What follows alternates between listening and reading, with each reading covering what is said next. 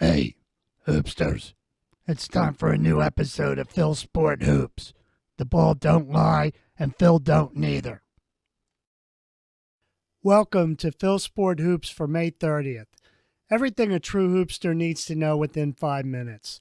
Now let's begin with the NBA.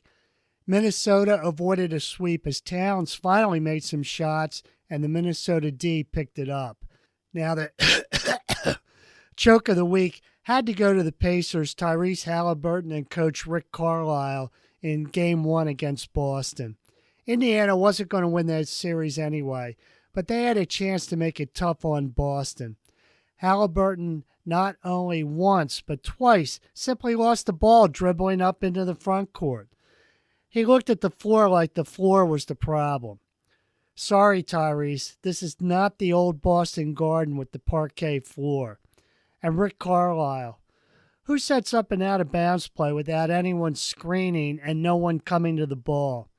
And on top of that, there's 8 seconds left and Boston needs a 3.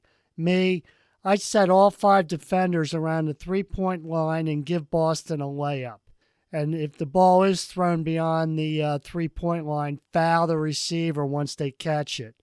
Granted, Brown threw in a prayer of a shot, but it never should have come to that. Coaching 101. A note about Bill Walton, who passed this week.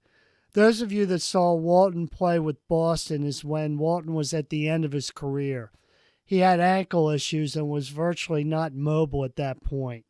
Way back in 76-77, Walton was the MVP when Portland beat the 76ers for the NBA championship. He was an extremely talented, high IQ big man. Think of him as a better, more physical Jokic when he was healthy with just as high as a hoops IQ.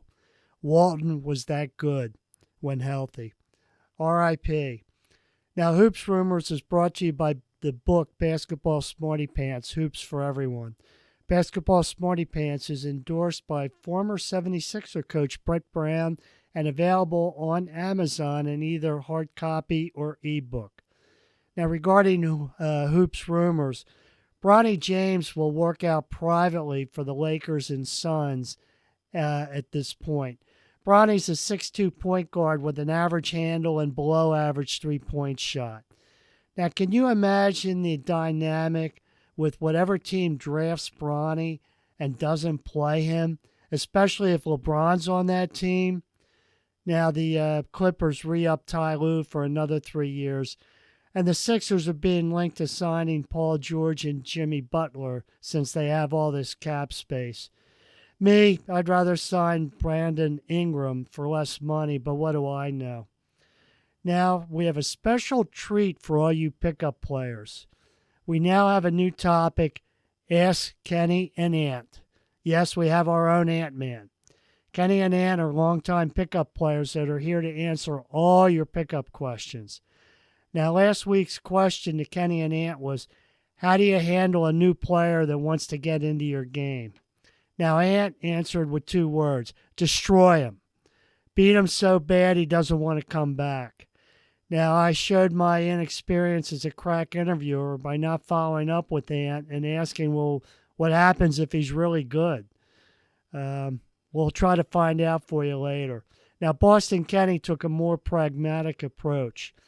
I'm a stickler for the rules. I want to find out if he has the right to be playing in the gym. Now, that was spoken like a true salesman. Now, next week, Kenny and Ant-Man will be asked, how do you react when someone makes a call you don't agree with? Now, on the officiating front, it's nice that the officials haven't made any ridiculous calls that have really affected any games, at least for the last week. Now, on the betting side, our betting stat geek says Boston is the favorite in the finals against either the Mavericks or the T-Wolves. On the senior circuit, we're not of anyone that has passed this week other than Walton, who we already discussed. Now, on the medical front, Doctors Howard, Dr. Fine, and Dr. Howard have no new injuries to report. However, Dr. Phil has reported that Ben Simmons was seen on a basketball court. Now, it wasn't to play hoops. Apparently, he was filming something for his Instagram account. Well, that's it for this week. As usual, it's time for my multilingual signature sign-off. Ready? Adios, sayonara, see ya! That's all, folks.